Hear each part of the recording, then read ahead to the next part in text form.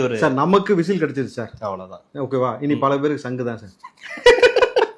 நீங்க அப்படி சொல்றீங்க. ஆனா ஒருத்தர் என்ன சொல்றாரு, விசிலடிச்சான் குஞ்சுகளுக்கு ஏற்ற சின்னம் அப்படின்னு சொல்லி ஒருத்தர் சொல்றாரு.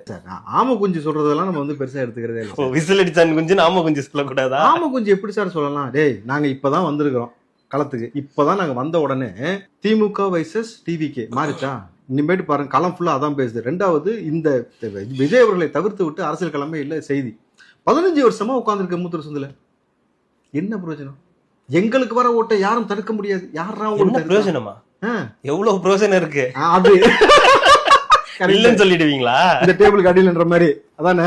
அதெல்லாம் நான் சொல்லல. எவ்வளவு பிரயோஜனம் இருக்குன்னு தான் நான் சொல்லுவேன். சரி சரி சரி, அவங்கள வந்து நம்ம இதுக்கு மேல வந்து அவங்க பேசக்கூடாது. ஏன்னா நேத்து அவங்க சார்பா ஒரு ஆள் பேசியிருக்காங்க சார். 55% ஓட் பர்சன்டேஜ் இருக்கான். 55 தெரியாதா?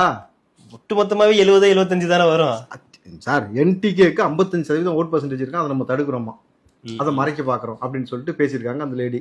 நேத்து தான் இழுத்து போட்டு 2 அடி அடிச்சான். ஏண்டா ஒரு ஆள் அப்புறம் தான் பரவாயில்ல, புறா போயிலும் ஒரே மாதிரி இருந்தீங்கன்னா என்ன செய்யறது அப்படின்ட்டு கடந்துருவோம் சார்.